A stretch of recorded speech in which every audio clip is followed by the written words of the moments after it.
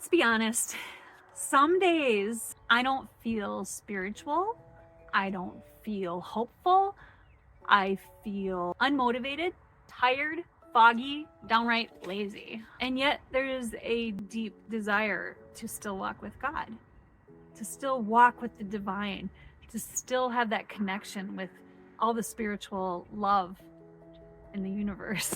So how do you show up in obedience when you're feeling like that? When you're feeling stuck and unmotivated and lazy? And by the way, those are all negative emotions. And what is of God doesn't feel negative. So when that's happening, it's like a spiral in our mind and we're connected to the wrong channel. I was just listening to Igniting Hope podcast. You should check it out. It's Steve Backlund. And he was talking about tuning in to the right channel. So we have the power to switch the channel. When I get into my truck to go to work or drive to see my kids or whatever, or if I take a rental car, for example, it'll be tuned into some channel that I don't want to listen to. Do I have to leave it there? No, we don't have to leave it. We have a choice to change the channel and tune in to the truth and into that belief. There have been days when I just didn't want to get out of bed. I didn't want to open my Bible. I certainly didn't want to open this camera and talk to you. No way. Sometimes I would feel a nudge to post something, and then I would get that immediate resistance to not do it, to not talk about it. And I'll tell you the truth, talking like this to you right now is I would experience some of that resistance. Hope it's not too bright out here. Anyway, my brain says not today. Let's not do it today. It's just uncomfortable, and putting yourself out there is scary. The fatigue, spiritually, emotionally, energetically, is real.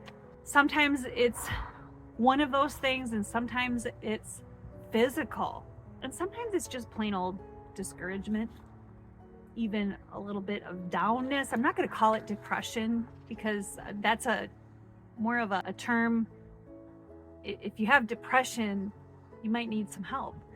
And I don't think what I feel is anything like that, because I can switch the channel.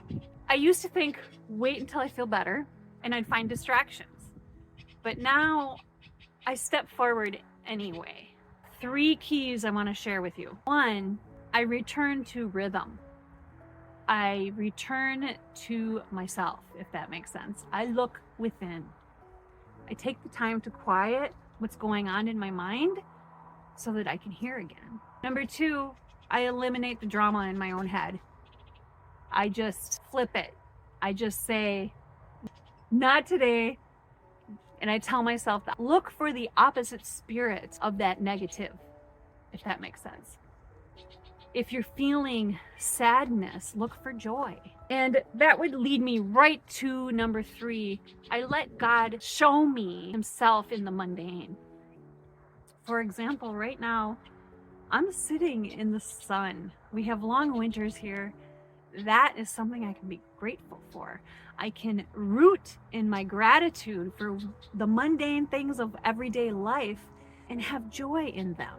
I have a scripture verse to read to you. It's Isaiah 40. It says, even youth grows tired and weary, and young men stumble and fall. But those who hope in the Lord, you're not weak because you're tired. You're not disobedient because you're slow.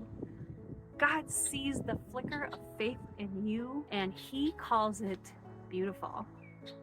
I once heard another speaker tell me, actually, it might have been in the book about miracles. I'll have to look it up because I just thought of this now while I'm recording this video, so I don't have it in my notes. I believe it's just called the Book of Miracles, right? Anyway, I'll drop it in the comments.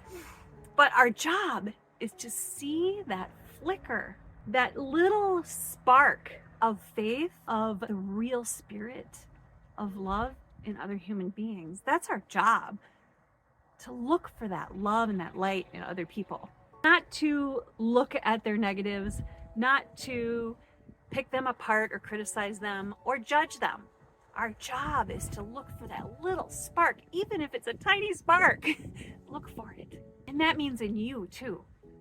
So if I go back to those 3 keys, and number 1, I return to rhythm, I return to myself, I'll look within for that tiny spark of faith and hope and love inside. You'll find it, especially if you start counting the things you're grateful for. 10 gratitudes every morning. It's one of the practices in our Let's Goal app, and it's one of the practices that we're taught in the magic. It's magical if you really root into it. In June, I'm sharing more videos on obedience, visibility, and spiritual action. It's called the Execution Bridge, and it's something that me and AI put together. It's kind of amazing and kind of crazy. Doesn't sound spiritual, does it? But we did put something together. And I'd like to know, what helps you feel anchored when you are feeling soul tired?